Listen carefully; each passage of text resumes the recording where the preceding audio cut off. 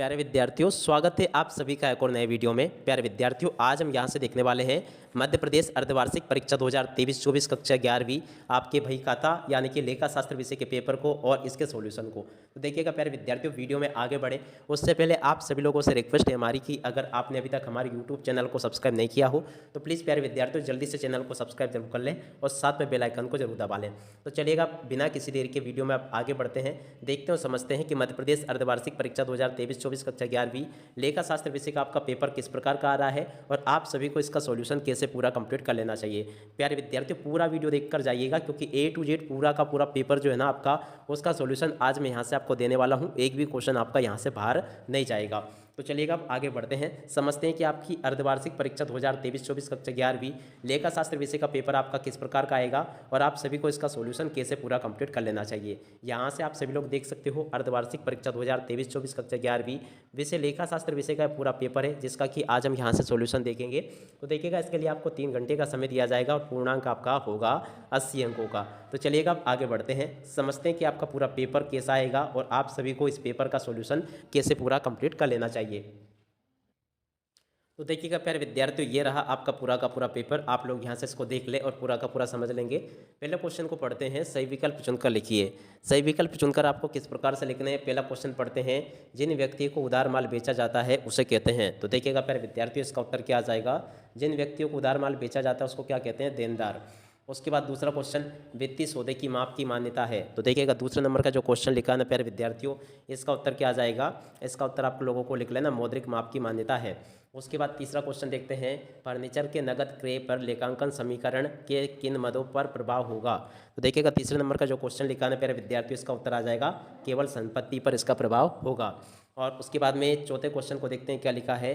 चौथे क्वेश्चन में प्यारे विद्यार्थियों दिया गया है, निम्न में से कौन सी सहायक बही नहीं है। तो देखिएगा चौथे नंबर के क्वेश्चन को देखते हैं कि निम्नलिखित में से कौन सी सहायक बही नहीं है। तो देखिएगा इसका उत्तर आ जाएगा प्यारे विद्यार्थियों, खाता बही जो है ये सहायक बही नहीं है। उसके बाद पांचवें क्वेश्चन को देखते हैं, पासबुक के क्रेडिट शेष का अर्थ है। तो देखिएगा 5 नंबर के क्वेश्चन को देखते हैं, पासबुक के क्रेडिट शेष का अर्थ क्या है। तो इसका उत्तर आ जाएगा अनुकूल शेष क्रेडिट शेष कहलाता है। उसके बाद छठे क्वेश्चन को देखते हैं क्या लिखा है। छठे नंबर के क्वेश्चन में लिखा है, प्रत्येक समायोजन का लेखा होना चाहिए। तो देखिएगा प्यारे विद्यार्थियों, इसका उत्तर क्या आ जाएगा। इसका उत्तर आप लोगों को लिख लेना, 2 स्थानों पर समायोजन का लेखा होना चाहिए। अब इसके बाद में हम आगे बढ़ते हैं, अगले क्वेश्चन को देखते हैं, क्वेश्चन नंबर 2 को, जिसमें प्यारे विद्यार्थियों आपसे क्या पूछा जाएगा, चलिएगा देखते हैं। तो देखिएगा प्यारे विद्यार्थियों, क्वेश्चन नंबर 2 में आपको रिक्त स्थान पूर्ति देखने को मिलेगी। आप सभी लोग यहाँ से रिक्त स्थान पूर्ति को देख लें और अच्छे से समझ भी लें। तो पहला क्वेश्चन पढ़ते हैं, ऐसी संपत्ति जो दीर्घकाल तक उपयोग में आती हो को कहते हैं। तो देखिएगा प्यारे विद्यार्थियों, ऐसी संपत्ति जो दीर्घकाल तक उपयोग में आती है क्या कहलाती है। तो इसको कहते हैं प्यारे विद्यार्थियों स्थायी संपत्ति। यहाँ से आप लोगों को लिख लेना स्थायी संपत्ति। उसके बाद अगले क्वेश्चन को देखते हैं, एक हो गया। दूसरे क्वेश्चन को देखते हैं, लेखा शास्त्र की अवधारणाएं नहीं है। तो देखिएगा प्यारे विद्यार्थियों, इस जगह पर आप लोगों को लिख लेना है, लेखा शास्त्र की अवधारणाएं क्या नहीं है, सार्वभौमिक नहीं है। यहाँ से आप लोगों को लिख लेना है, लेखा शास्त्र की अवधारणाएं सार्वभौमिक नहीं है। उसके बाद तीसरे क्वेश्चन को देखते हैं क्या लिखा है। तीसरे क्वेश्चन में लिखा है, संपत्ति माइनस दायित्व और बराबर क्या होगा। तो देखिएगा प्यारे विद्यार्थियों, संपत्ति माइनस दायित्व बराबर आ जाएगा आपका पूंजी। ये इसका राइट आंसर होगा। चौथे क्वेश्चन को देखते हैं क्या लिखा है। चौथे क्वेश्चन में लिखा है, रोकड़ बही में केवल व्यवहारों का लेखा होता है। चौथे नंबर के क्वेश्चन को देखते हैं।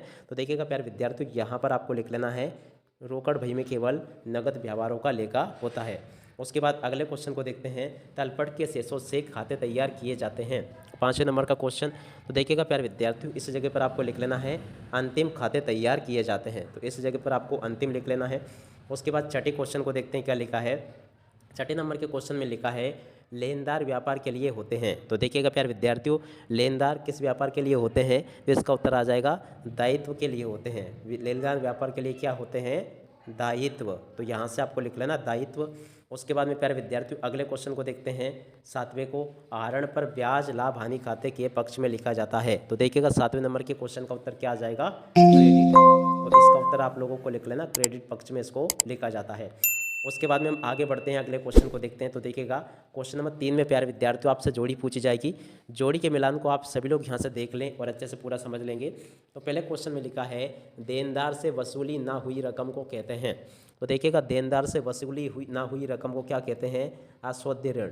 उसके बाद में लेखांकन अवधि, दूसरे नंबर का क्वेश्चन। तो देखिएगा इसकी जोड़ी का मिलान आपको क्या कर लेना है, वार्षिक लेके। उसके बाद तीसरे क्वेश्चन को देखते हैं, लेखांकन समीकरण। तीसरे क्वेश्चन का उत्तर प्यारे विद्यार्थियों आपका आ जाएगा 10 नंबर का, संपत्तियां दायित्व व पूंजी के मध्य। उसके बाद चौथे क्वेश्चन को दैनिक व्ययों का लेखा है। तो देखिएगा चौथे नंबर का जो क्वेश्चन लिखा है ना प्यारे विद्यार्थियों, इसका उत्तर आ जाएगा आपका खुदरा रोकड़ भई।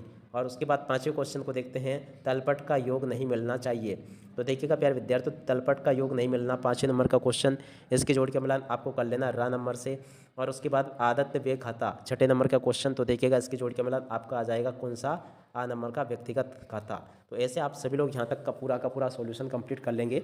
अब इसके बाद में हम आगे बढ़ते हैं, अगले क्वेश्चन को देखते हैं। तो देखिएगा एक क्वेश्चन लिखा है, एक शब्द या एक वाक्य में उत्तर लिखिए। तो देखिएगा एक शब्द या एक वाक्य में उत्तर कैसे लिखने हैं, चलिएगा अब आगे बढ़ते हैं और समझते हैं। तो पहला क्वेश्चन लिखा है, पूंजी खाता किस खाते का प्रतिनिधित्व करता है। तो देखिएगा प्यारे विद्यार्थियों, पूंजी खाता जो होता है ना, व्यक्तिगत खाते का प्रतिनिधित्व करता है। तो यहाँ से आपको लिख लेना व्यक्तिगत खाता, व्यक्तिगत खाते का यह प्रतिनिधित्व करता है।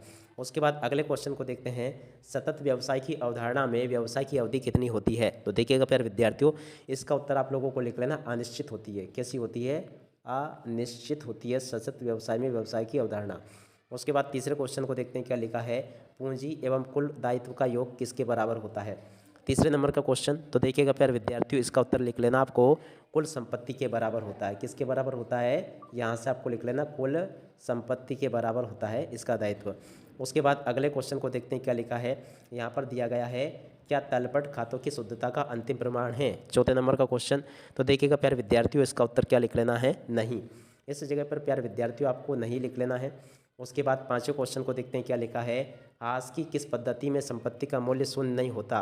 पाँचवें नंबर का क्वेश्चन। तो देखिएगा प्यारे विद्यार्थियों, इसका उत्तर क्या लिख लेना है, पाँचवें का उत्तर आ जाएगा क्रमागत ह्रास पद्धति। तो यहाँ से आप लोगों को लिख लेना है क्रमागत, और आगे लिखना है ह्रास, और इसके बाद में पद्धति में ऐसा नहीं होता है।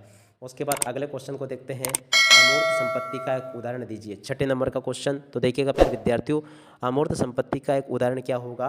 तो यहाँ से आप लोगों को लिख लेना ख्याति। क्या उदाहरण होगा इसका, ख्याति इसका उदाहरण होगा। उसके बाद अगले क्वेश्चन को देखते हैं, व्यापार की वित्तीय स्थिति को दर्शाने वाले विवरण को कहते हैं। तो देखिएगा इसका उत्तर क्या आ जाएगा प्यारे विद्यार्थियों, इसको कहते हैं आर्थिक चिट्ठा। यहाँ से आप लोगों को लिख लेना है, क्या कहा जाता है इसको, आर्थिक, उसके बाद में लिख लेना है चिट्ठा, इसको कहा जाता है। उसके बाद में हम आगे बढ़ते हैं, अगले क्वेश्चंस को देखते हैं। तो देखिएगा क्वेश्चन नंबर 5 में प्यारे विद्यार्थियों आपसे सत्य असत्य वगैरह पूछे जाएंगे, तो आप सभी लोग यहाँ से सत्य असत्य को देख लें। पहला क्वेश्चन, बैंक समाधान विवरण केवल पासबुक के शेष से ही बनाया जाता है। तो देखिएगा पहले नंबर का जो क्वेश्चन लिखा है ना, ये बिल्कुल आपका असत्य होगा। दूसरे नंबर के क्वेश्चन को देखते हैं, तलपट को एक निश्चित तिथि पर बनाया जाता है। तो देखिएगा दूसरे नंबर का जो क्वेश्चन लिखा है प्यारे विद्यार्थियों, ये भी आपका सत्य हो जाएगा। ख्याति पर मूल्यह्रास लगाया जाता है। तो तीसरे नंबर का क्वेश्चन ये भी आपका असत्य हो जाएगा। आहरण की रकम पूंजी में से घटाई जाती है। चौथे नंबर का क्वेश्चन। तो देखिएगा प्यारे विद्यार्थियों, ये भी आपका सत्य हो जाएगा। अब इसके बाद में हम आगे बढ़ते हैं, अगले क्वेश्चन देखते हैं। तो देखिएगा ये क्वेश्चन लिखा है, आदत्य व्यय को चिट्टे के संपत्ति पक्ष में लिखते हैं। पाँचवें नंबर का क्वेश्चन। तो देखिएगा प्यारे विद्यार्थियों, ये आपका क्या होगा, तो पाँचवें नंबर का क्वेश्चन प्यारे विद्यार्थियों आपका असत्य हो जाएगा। छठे क्वेश्चन को देखते हैं, उपार्जित आय अपाय व्यापार का दायित्व है। तो देखिएगा प्यारे विद्यार्थियों, छठे नंबर का क्वेश्चन बिल्कुल आपका असत्य होगा। तो ऐसे प्यारे विद्यार्थियों आप सभी लोग सत्य असत्य वगैरह सारी चीज़ें नोट कर लेंगे। अब इसके बाद में हम आगे बढ़ते हैं, आगे के क्वेश्चन और उनके सॉल्यूशन को देखते हैं। तो देखिएगा प्यारे विद्यार्थियों, यहाँ से आप लोग इसको देख सकते हो, क्या लिखा है, भाई खाता विज्ञान अथवा कला स्पष्ट कीजिए। व्यापारिक बट्टा क्या होता है, इसकी जनरल प्रविष्टि क्यों नहीं की जाती। द्विपक्षीय संकल्पना क्या है। लेखांकन प्रमापों से आप क्या समझते हैं। तो इस प्रकार के प्यारे विद्यार्थियों सभी क्वेश्चन आपसे यहाँ पर पूछे जाएंगे। तो आप सभी लोग यहाँ से इन क्वेश्चंस को देख लें और पूरा का पूरा समझ लें। A to Z प्यारे विद्यार्थियों पूरा का पूरा पेपर मैंने यहाँ से आपको बता दिया है। यह क्वेश्चन नंबर 15 लिखा है, 16 लिखा है, और ये बाकी क्वेश्चन आपको दिए गए हैं। तो आप सभी लोग यहाँ से इन क्वेश्चंस को देख लेंगे और पूरा का पूरा समझ भी लेंगे। ये क्वेश्चन नंबर 19 लिखा है, और ये अथवा वाला क्वेश्चन लिखा है इसी का। तो इस प्रकार से आप सभी लोग देख लें इसको और पूरा का पूरा समझ लें। तो देखिएगा प्यारे विद्यार्थियों, पूरा पेपर मैंने यहाँ से आपको बता दिया है। अब प्यारे विद्यार्थियों, इसी के साथ में इस वीडियो को यहीं पर समाप्त करते हैं। नमस्कार, जय हिंद, जय भारत।